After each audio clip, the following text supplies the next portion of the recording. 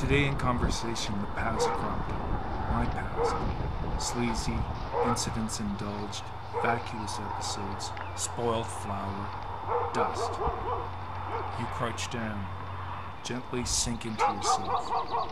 You smile, congratulate yourself. But when it's a matter of someone else, some friend, some enemy, then you are merciless. You frown. What a terrible life he had, that woman. What a life she led. You hold your nose. Visibly, you disapprove of the past, other than your own. Looking back, we view our worst days with nostalgia. Cautiously, we open the coffer and run up the end signs of our feats to be admired. Let's forget the rest. Just a bad memory. Listen and learn.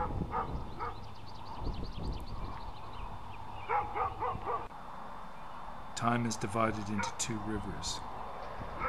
One flows backward, devouring life already lived. The other moves forward with you, exposing your life. For a single second they may be joined. Now, this is that moment, that drop of an instant that washes away the past. It is the present. It is in your hands, racing, slipping, tumbling like a waterfall. But it is yours. Help it grow with love, with firmness, with stone and flight, with resounding rectitude, with purest grains, the most brilliant metal from your heart, walking in the full light of day, without fear of truth, goodness, justice, companions of songs. Time that flows will have the shape and sound of a guitar. And when you want to bow to that past, the singing spring of transparent time will reveal your wholeness.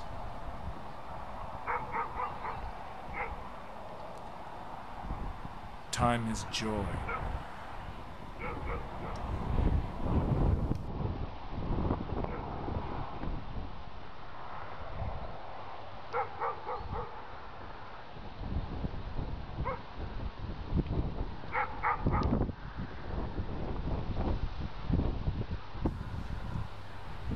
I used to wander through life amid an ill-starred love.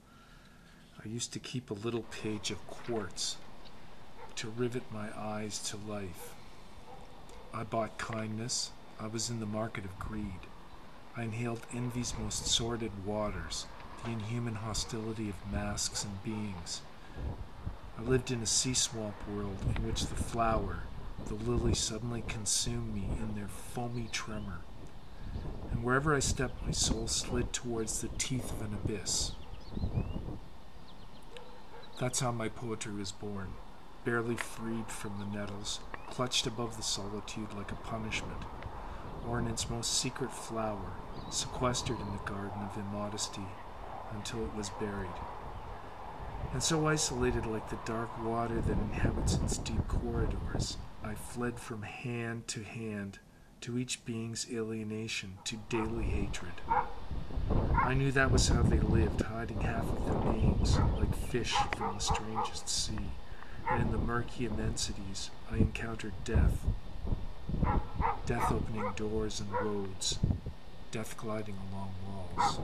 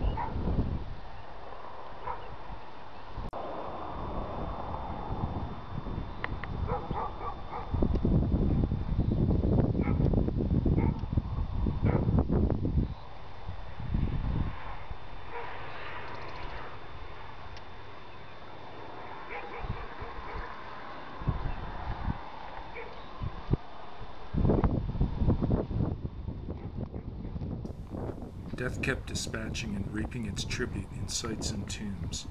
Man with dagger or with pocket, at noon or in the nocturnal night, hoped to kill, kept killing, kept burying beings and branches, murdering and devouring corpses. He prepared his nets, wrung dry, bled white, departed in the morning, smelling blood from the hunt, and upon returning from his triumph, he was shrouded by fragments of death and abandonment. And killing himself, he then buried his tracks with sepulchral ceremony. The homes of the living were dead, slag, broken roofs, urinals, wormy alleyways, hovels awash with human tears. You must live like this, said the decree. Rot in your substance, said the foreman. You're filthy, reasoned the church. Sleep in the mud, they told you. And some of them armed the ash to govern and decide, while the flower of mankind beat against the walls built for them. The cemetery possessed pomp and stone, silence for all the stature of lofty tapered vegetation. At last you're here. At last you leave us a hollow in the heart of the bitter jungle. At last you lie stiff between walls that won't breach. And every day the flowers, like river of perfume, join the river of the dead. The flowers, untouched by life, fell on the hollow that you left.